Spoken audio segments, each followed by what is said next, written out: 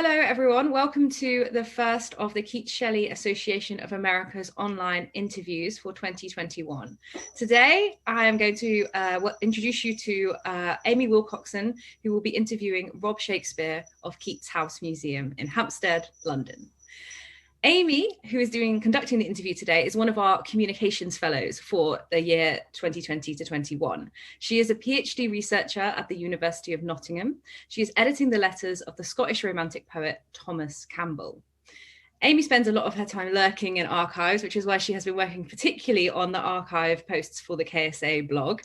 And she has completed placements and volunteered at the Boots Archives and Records Centre, Chatsworth House, Nottingham City Museums and Galleries, and the D.H. Lawrence Birthplace Museum. She is also an avid Byron fan and begins a research placement at Newstead Abbey in February 2021. Amy is interviewing Rob Shakespeare, who is Principal Curator at Keats House Museum. He has led the Keats 200 project, marking the bicentenary of John Keats's time at the house with a series of exhibitions, events, and digital initiatives.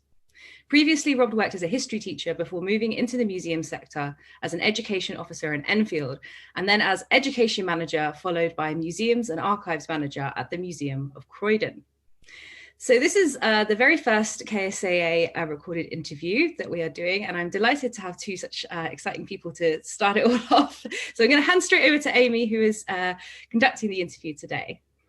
Thanks so much, Anna. Thanks for that introduction. And thank you, Rob, for being here. I'm so excited to chat to you today. It's a pleasure. It's a real great opportunity to talk about Keats House and Keats 200 for your audience. So thank you for inviting me. Yeah, thank you. So I thought I'd start off by just asking a little bit about Keats House itself and why is it so significant? Yeah, so Keats House was in Keats's day known as Wentworth Place. So the house itself is in Hampstead, North London, and in Keats's time was known as Wentworth Place. It was built between 1814 and 1816. And for those of you that know it or have seen a picture, painting or photo of it, you'll know it looks like one quite imposing sort of Regency villa, but was divided into two separate homes. And the first two people we know that lived there were the Dilke family in one, the larger half of the house, and Charles Brown in the smaller side of the house.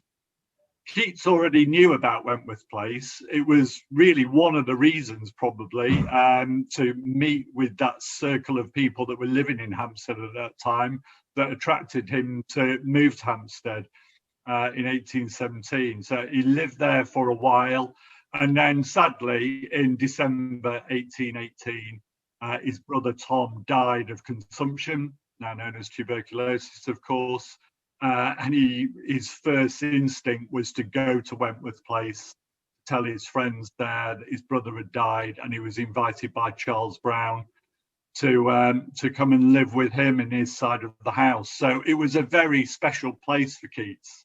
It provided him solace, friendship, and a place that nurtured his creativity. Yeah. It's quite interesting, though, that over time it actually lost its association with Keats, and it wasn't really till the mid-late 19th century when sort of interest in romanticism and romantic poets was increasing again, that people began to search for his birth, the place where he'd lived in Hampstead. And then it was identified, the plaque went up. It's got a beautiful plaque on the wall at the front of the house there to recognise the association with Keats. And then in the early 19th century, it was actually threatened with demolition, and an international fundraising campaign led by the American poet Amy Lowell was set up to save the house.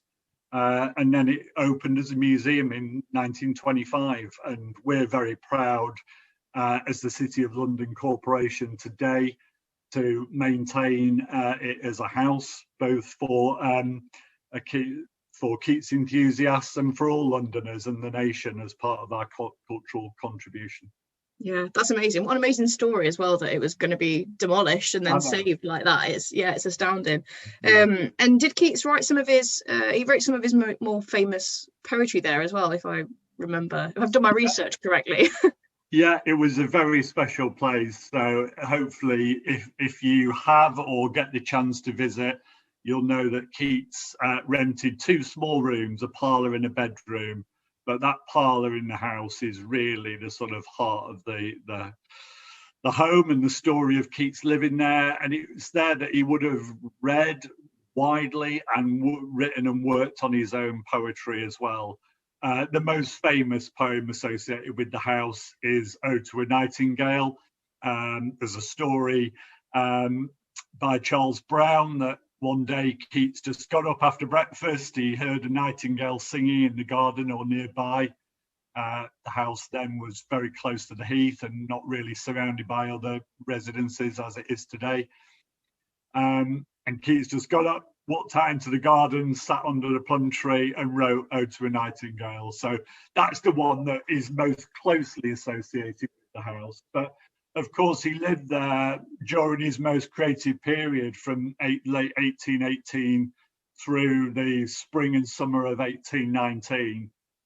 Was really, as you know, when he wrote most of the poems for which he's now most loved and famous. And those are really closely associated with the house, maybe apart from To Autumn, which of course was written elsewhere, but it was still during a period where he was being nurtured and saw Wentworth Place as his home. So we still think that's got a special association too. Such an integral part of Keats' scholarship and Keats's history. That's amazing. I'm going to turn to you now, Rob, if that's all right, and ask you a couple of questions about yourself and your kind of links to Keats House.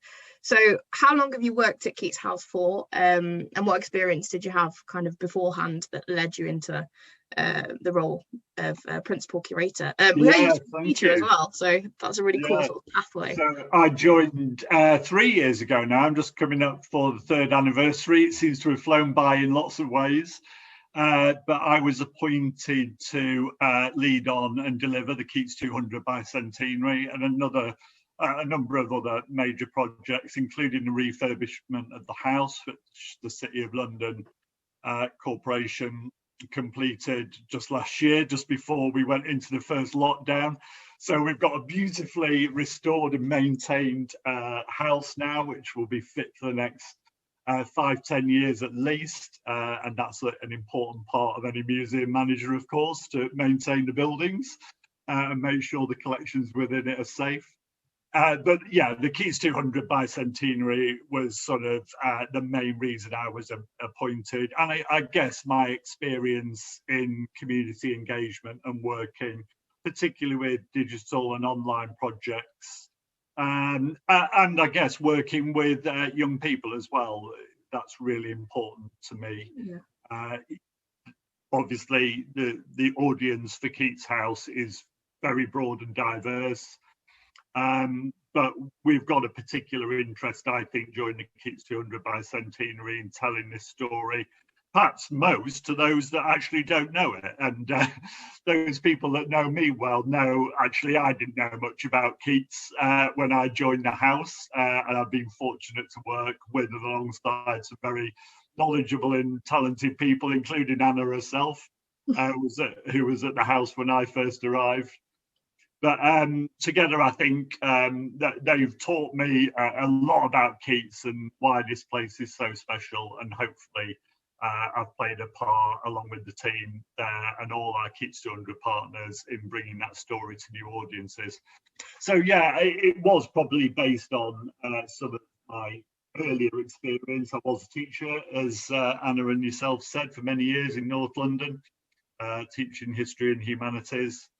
And then I saw an opportunity one day to move into museum education, complete an MA in museum education, something I didn't really know existed. And then sort of, I suppose, found, I hope, my calling a bit, really. It's a really great opportunity to combine lots of different things I'm interested in. Yeah, no, that sounds amazing. Projects and so on. So yeah.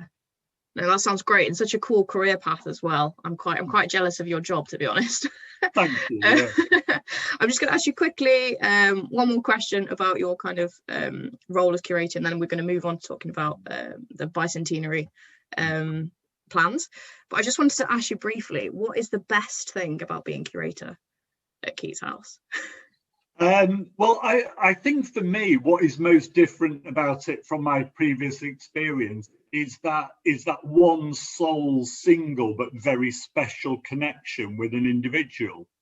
I suppose my experience before had been much more general, both in Enfield and at Croydon. Those local authority museums tended to deal with sort of, big, important national and international stories, but through the eyes of local, ordinary people often, particularly at the Museum of Croydon. But they were broad in scope by their nature. They were local history museums that sought to tell the story of their boroughs and make those meaningful for their local residents and audiences. But what impressed me most, I think, when I arrived at Keats House was, even in the first few weeks, I'd come out of my office and sort of there'd be someone stood there in, Keats's bedroom, almost looking like they were at prayer or something. And I'd sort of, ask them where they come from and why they were visiting. And it became very clear to me very quickly how special it is for people to come and see where Keats actually lived and wrote most of these works. And we hope that the house does have that special sense. A lot of people comment on what a special place, and that they can feel the atmosphere and sort of almost the spirit of Keats still living on there. And that's important, particularly it's very sad at the moment, really, that people can't actually visit inside at the moment, because if we ever needed a sort of sense of stillness and tranquility, it's now, isn't it? But I think our audiences tell us they get that. They feel that real connection with Keats, and that's very special and something that I learned quickly to latch onto and hopefully nurture as well. That's incredible. It is. I visited, and it is such a special place. I really enjoyed my visit when I came. But now I'm just going to move on to talking about the, obviously, Bicentenary celebrations. 2021 is a big year for Keats fans, and a big year for you guys as well at Keats House, obviously. So I wondered if you could tell us about the ongoing Keats 200 celebrations. Has the shift to online kind of affected your plans at all? Have there been new opportunities that have arisen from this? And I know you've got partnerships with individuals and things like with Layla Sumpton and Poetry versus Colonialism, and Elaine, who's your artist in residence. Like, can you tell us a bit more about these partnerships and your plans? Yeah, of course. And thanks for being so knowledgeable and aware of all the different strands of work we're trying to do as part of the Bicentenary. Yeah, you're right. 2021 is obviously a very special year for followers of Keats and fans of Keats. But to be honest, for me, the Bicentenary was always a longer celebration, really, of Keats's life. And it's for that reason that shortly after I arrived, we determined that we were going to actually launch the Keats 200 Bicentenary in December 2018. And the reason we chose that date is going back to the comment I made about Keats coming down to the house on the anniversary of Tom's death. And so we chose that as a key date, obviously a sad date in Keats's life, but it was actually a date that significantly marked his relationship with Wentworth Place, now Keats House. And already by that time, although it's evolved greatly and inevitably had to change significantly in the last 9 to 12 months, what we've tried to do during that time is have a broad and sort of diverse and varied approach to the work we undertook as part of the Keats 200 umbrella. So even some of the big projects that sound probably a bit dull to some people, like, you know, the building maintenance project. That's an important part of Keats 200 because it means that that house is looked after, maintained and preserved for the future. But my main concern was engagement.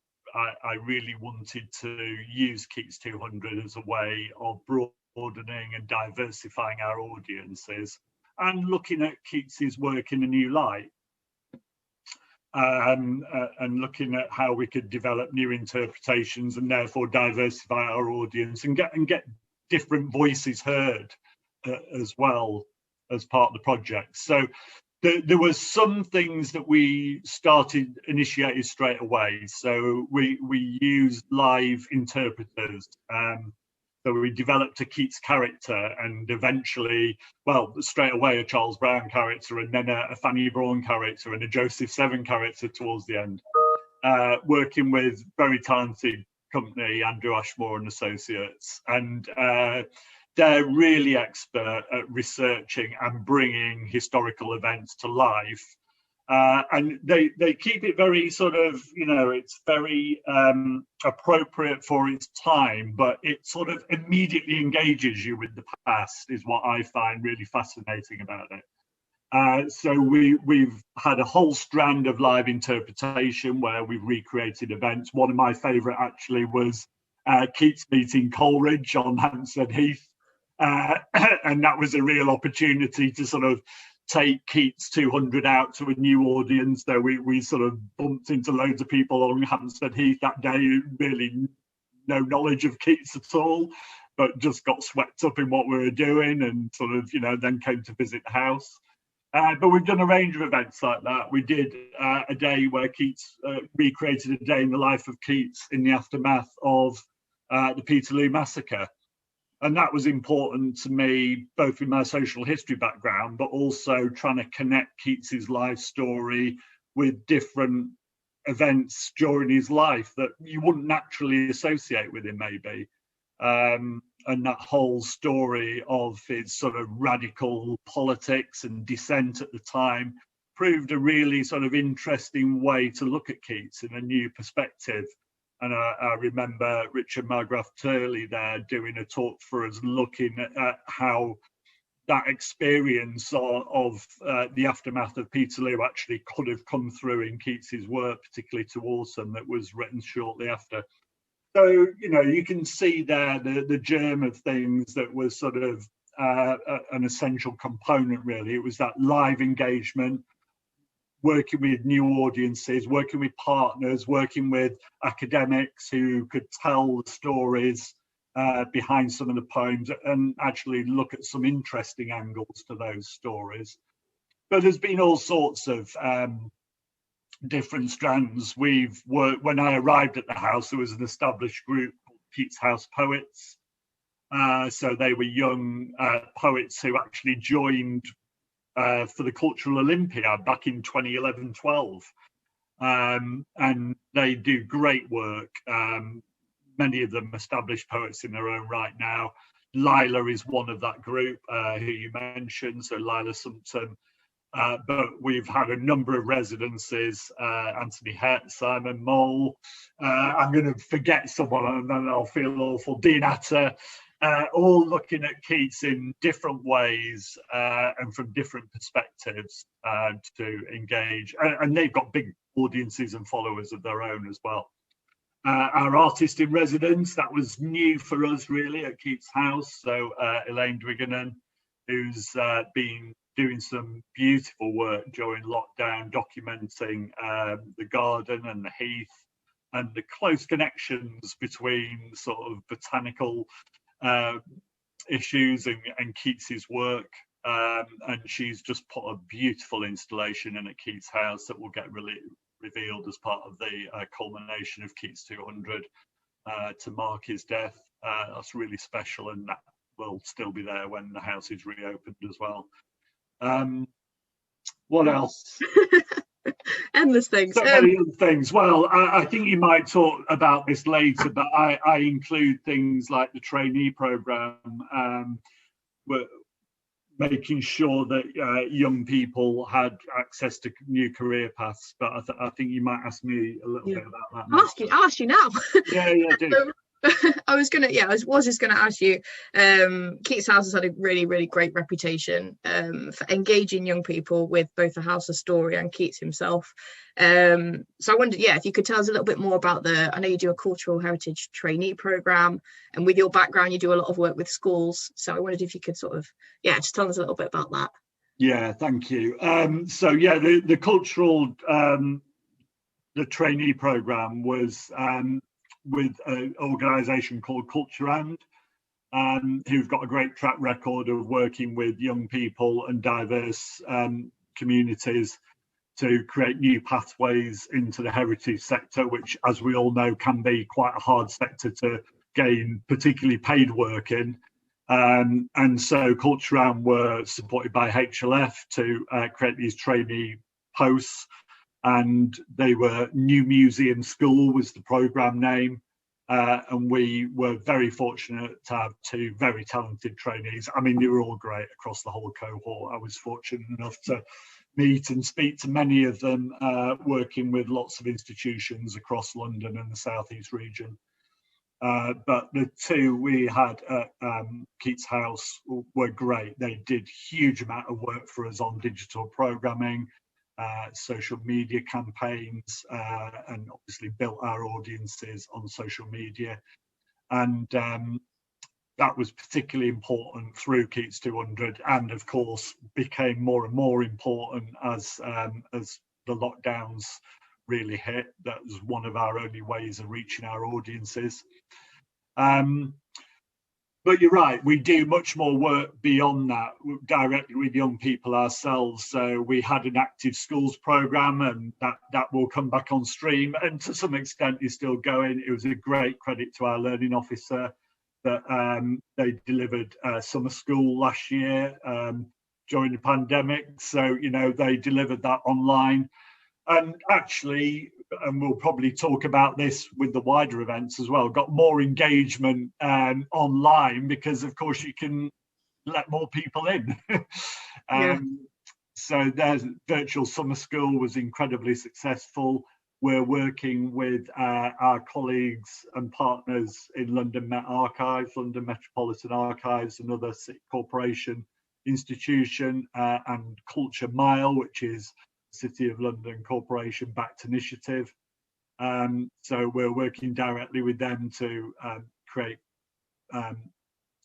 fusion skills sessions for schools, particularly with London Met Archives. You can have a dual site visit to them and us and experience life in Regency London. And one of the saddest casualties actually of lockdown, but one of the projects I'm probably still most proud of is we'd approached Chicken Shed Theatre, which some of you will know has a great track record of youth engagement and theatre engagement workshops for young people and disability arts. We'd approached them. I live in Enfield myself, so I was aware of their work, but obviously Keats himself had an Enfield and Edmonton connection through his schooling and apprenticeship in Edmonton. So I was really keen to get an Enfield connection in our Keats 200 programme, and they worked with a group of young people through their young company and created a beautiful site-specific performance for Keats House, which it still chokes me a little bit thinking of it. We were literally rehearsing in the house when we realised we'd have to close it and wouldn't be able to perform it. It was due sort of 2 days after the lockdown. I had to break it to them. But, that's sitting there. Although some of those young people will inevitably have moved on, we've still engaged there with 20 odd young people that were listening and hearing Keats's story for the first time, really took it on board over a series of workshops and then created this incredibly moving theatre performance piece, which hopefully at some point we will get them, or at least some of them, to perform. Yeah. That all sounds amazing. Like I'm quite jealous. I wish I lived in London so I could do all these things when I was younger. But yeah, I was just gonna move on now to talk about the online aspect of things again, if that was all right. Obviously, it is, as you said, advantageous at times. So I know you've got online exhibits being released on the Our City Together website. So I've seen you've got loads of Fanny Braun's letters to Fanny Keats. You've got Keats's last letter on there. There's a really cool virtual tour of the house through video, text and images that I had a great time going through. And you've just started doing Feast of the Poets events as well. I attended the first one a couple of weeks ago, and that was great. So I wonder if you could tell us a bit more about the online stuff that's happening at the moment. Yeah, absolutely. So, I mean, I think it's one of the great success stories, really, isn't it, of the past year, how people have adapted and, you know, use their creativity to reach new audiences through online sources and channels. We were fortunate, of course. City Corporation is a huge organisation that represents some really important cultural institutions like Museum of London, Guildhall Art Gallery, Guildhall Library. Keats House is one of those, and all those organisations got together and created the Our City Together platform.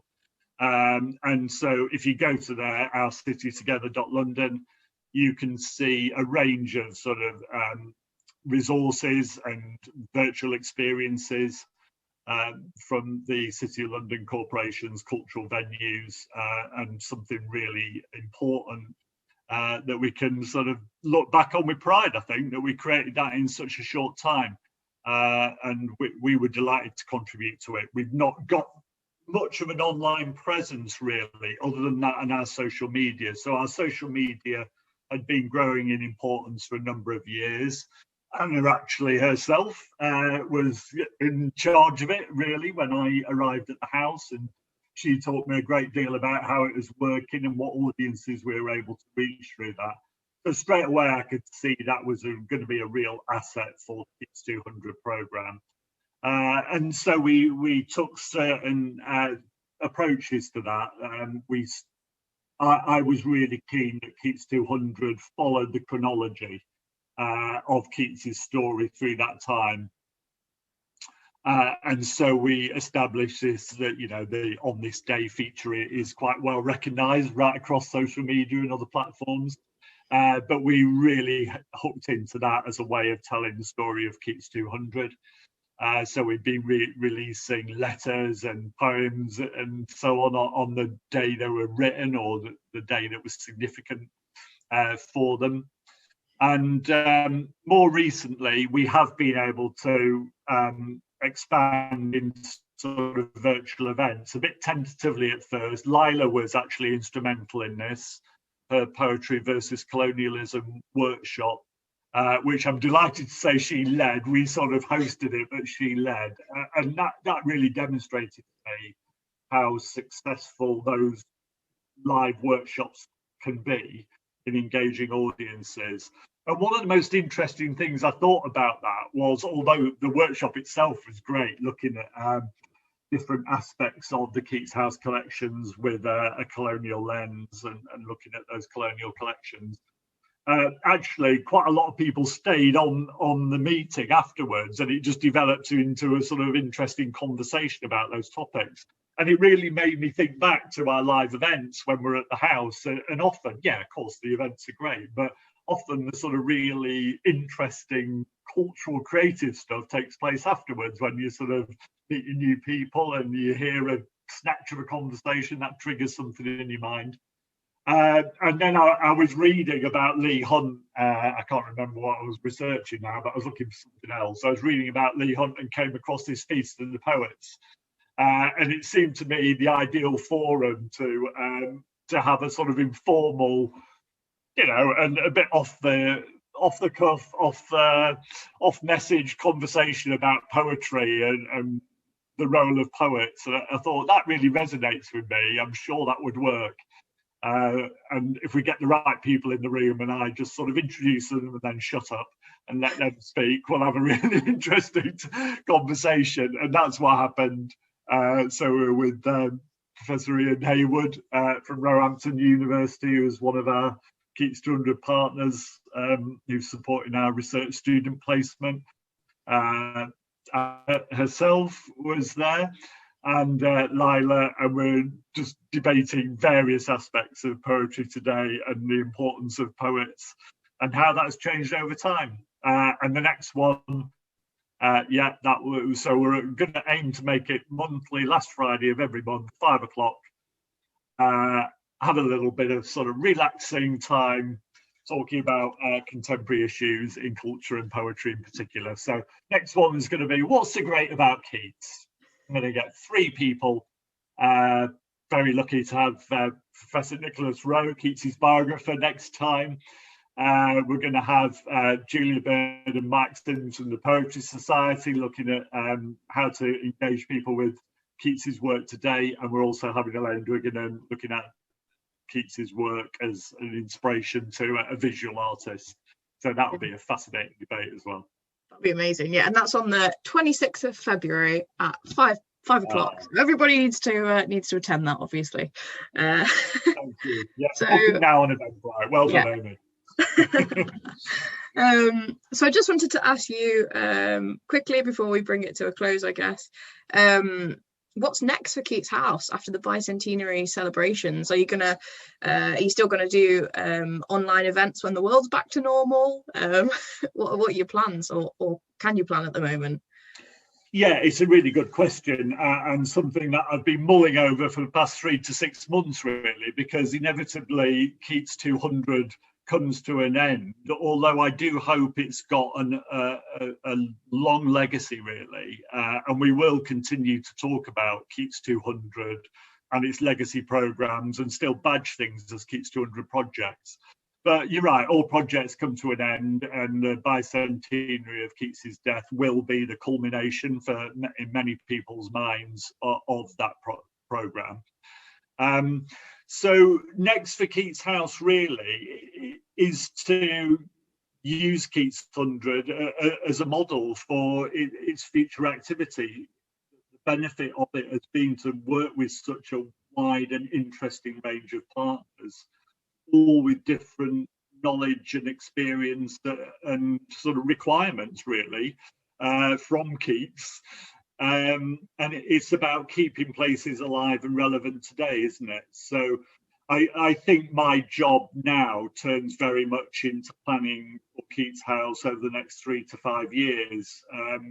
We're an accredited museum that is on pause at the moment, the accreditation programme, but that frames all our work, and that's an important aspect of any museum's job, is to make sure its buildings, its collections, its audiences are cared for and looked after. And to do that, you have to have a bewildering array of policies and programs, right? So there's a real job to do there, but more importantly, at the heart of that is the real work that shapes and drives. So for me, things like the Fanny Braun's Fanny Keats letters that you referred to, that actually is a really interesting project that developed out of Keats 200. I wouldn't have known about those at all. But I'm guessing many people actually that know about Keats don't really know about those letters. And it's a correspondence between 2 women who lived 200 years ago, who knew Keats, intimately and well, and then obviously begin their relationship based on Keats, but then that relationship grows beyond and outlives him. So it's using Keats's life and works to look at lives in the 19th century. Look at women's lives, and Lila's work, I hope, or components of Lila's work will continue. There's clearly throughout the 19th century close connections between England and its empire, and those stories need to be told through our collections. And in that way you can relate people's life stories today to events 200 years ago and give them meaning and shape in meaningful ways. So there's some really interesting projects like that will continue. And I referred to it right at the beginning. Keats House actually opened as a museum in 1925. And I think my next sort of staging post really for the museum is to look at how we reinterpret the house for that anniversary. And things like the research student program, Techne funded program we're working with Roehampton on, they will look very much at things like Fanny Keats's life at the house, which is told at the house now, but it's probably told through the prism of Keats. I think Anna might agree with that. It is told through Keats's eyes, but actually Fanny Braun lived at the house much longer than Keats did. And eventually Fanny Keats comes to live with her at the house. So there's a fascinating story to tell there. And I think the 100th anniversary of the house opening as a museum, all tied up with the formation of the charity that protects it through till this day, Keats House is a registered charity, will actually frame a lot of our work over the next 3 to 5 years. Yeah, that sounds incredible. And it, with your like you said, the refurbishment and everything as well, getting everything ready, it sounds like you'll still be going at Keats 300 and Keats 400. The house will still be there. I'm not sure I will be, but the house will be. Before we finish, I just wanted to ask quickly, where's the best place to find out more about Keats House and the Keats 200 celebrations? Is that your website and social media? Yeah, very much. Thank you for bringing that to your audience. So yeah, cityoflondon.gov.uk/Keats. You'll find links off there, and on our social media, you'll find a link on there to Linktree and Keats House Museum, and that has a list of all our Keats 200 projects individually, so you can click on those individual links on the projects you're interested in. And certainly our social media, follow us on Twitter at Keats House, and on Facebook and Instagram, Keats House Museum, or use hashtag Keats200 to see all the range of projects going on.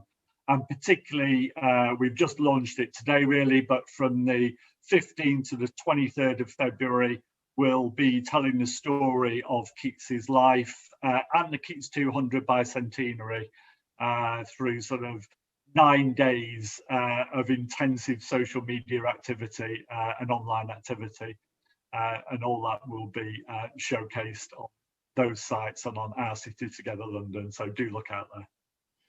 Thank you very much, Rob. Yeah, I've really enjoyed chatting to you today. I really enjoyed Keats House when I visited it, and it's so nice to hear more about it from somebody as knowledgeable about the house and the events as you. So yeah, thank you so much for chatting today. Absolute pleasure. Thank you for giving us the platform. It's really much appreciated. Yeah, thank you very much everybody for watching too. Thank you. Thanks, Amy and Rob, for such a fascinating interview today. I'll just say that we will put links to all those things we discussed in the interview on the K-SAA blog. So we'll put links to the forthcoming online events, as well as all that amazing online exhibition content that Rob talked about from Keats House too. It was really fascinating, especially to hear about those emotional reactions people have in Keats House, how, like you said, the kind of spirit of Keats is what people react to when they come to the building and spend time in the rooms, and really makes me miss going there. So it was really nice to talk about that. And I think just to note that we should look out for more interviews like this from us, the Keats-Shelley Association of America, and I'm sure we'll be hearing plenty more from Keats House in the forthcoming months.